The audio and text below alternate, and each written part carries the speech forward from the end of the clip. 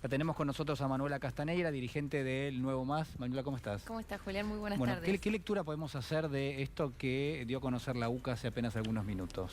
Bueno, ¿qué más decir? El diagnóstico me parece que está muy claro y cuáles son los principales problemas en la economía argentina, la pobreza, también el salario, y creo que eso también es parte de la contundencia del voto castigo a Macri en la última elección, que si bien mantuvo su cierto caudal, lo que se puede decir es que hubo un gran desgaste de ese gobierno y un malestar por todo lo que se ve centralmente en la economía y también en el tarifazo. Creo que ese es un número que el presidente entrante en muy pocos días va a tener que analizar, y ahí ya nos pone, me parece, la discusión. ¿Qué medidas va a tomar Alberto? Porque después de esta extensísima, digamos, periodo que se abrió entre agosto, ese resultado, y ahora la asunción de Alberto, bueno, ya hay muchas discusiones sobre cuáles van a ser las medidas que va a tomar. Ahora, Manuela, ayer había una marcha, por ejemplo, del Polo Obrero, y una de las consignas era ni con Macri ni con Fernández. Digo, los que no pertenecen a un partido político ni a otro, el Nuevo Más es uno de esos grupos. ¿Qué esperan? Digo, ¿han tenido una mesa de diálogo? ¿Los han llamado? ¿Van a participar de este acuerdo social? Mira, en primer lugar a nosotros no nos llamaron, pero de todas maneras no vamos a participar de un pacto social que busque congelar no solo los precios, sino también los salarios. Ahí hay una trampa. Si quieren hacer un congelamiento de precios, bueno, sí, por supuesto, háganlo y pongan un límite a todas las cadenas de supermercados, los formadores de precios, monopólicos y demás.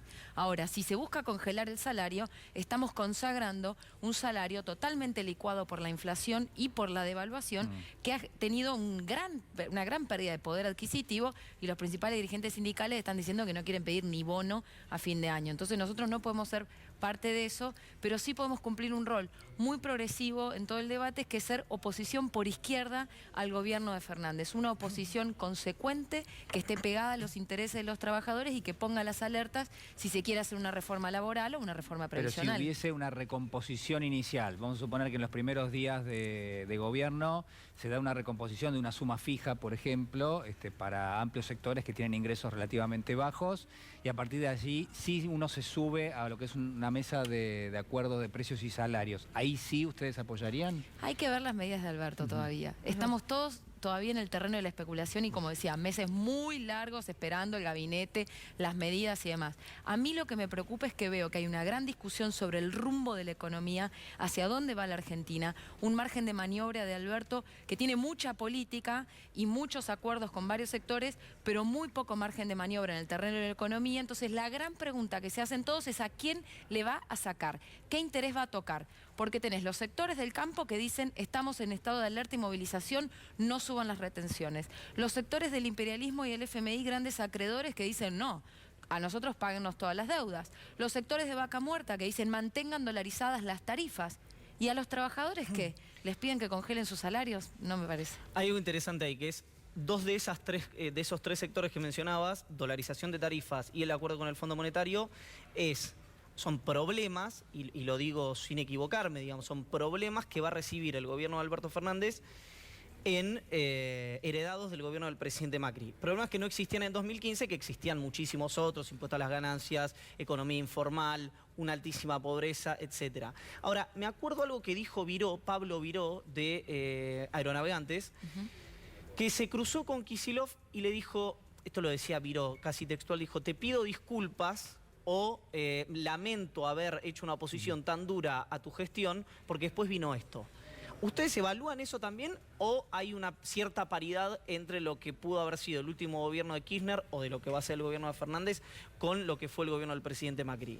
Ahora viene el fernandismo. Correcto. Eso no es el kirchnerismo, no es el macrismo, es un nuevo presidente con sus formas políticas. Yo creo que las formas políticas de Alberto son muy distintas a las que va a manejar Macri. Ahora, el que se va a tener que diferenciar de Macri, y no va a ser un discurso que la izquierda va a tener que tener, va a ser en los hechos el nuevo presidente. Alberto va a tener una diferenciación en cuanto a las medidas económicas neoliberales de Macri, es lo que tiene que demostrar él, en todo caso, en el próximo periodo. ¿Qué sería diferenciarse?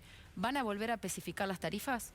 ¿Van a utilizar todos los recursos para pagarle al FMI o van a no pagar la deuda? ¿Van a, por ejemplo, a reincorporar a todos los despedidos bajo el macrismo? Yo el 11 de diciembre me comprometí y voy a estar en el Hospital Posadas, donde hay muchos trabajadores despedidos, incluso que han apoyado al frente de todos que están pidiendo por su reinstalación. Yo voy a estar con ellos. La pregunta es, ¿Alberto los va a reincorporar? Pero Manuela, me parece que estamos pasando por alto las limitaciones enormes con las que se va a enfrentar Alberto Fernández. Es decir, vos misma lo estás planteando, es decir, bueno, ¿cómo va a resolver lo que parece ser un laberinto del cual uno no avisora ninguna salida? Bueno, obviamente, digo, va a tener que generar una, y esa salida que genere va a ser susceptible de ser criticada. Digo, ¿por qué? Bueno, porque obviamente no tiene, es decir, acá no hay una hoja en blanco. No, quizás hace duda. 4 años esa hoja tampoco era, tampoco estaba en blanco, pero quizás tenía más chances. Hoy cada vez tiene menor cantidad de salidas posibles esta especie de laberinto. Por ende, digo, me parece que tenemos que ir a un formato donde probablemente haya que acordar o generar algún tipo de consenso sobre cuáles van a ser esas salidas. A mí la preocupación que me genera Sí. justo con tu análisis, Sí. que efectivamente uno mira la realidad argentina y dice cuántas encrucijadas, qué contradicciones, Claro. cómo está la inflación, la devaluación, la deuda, cuál es la salida.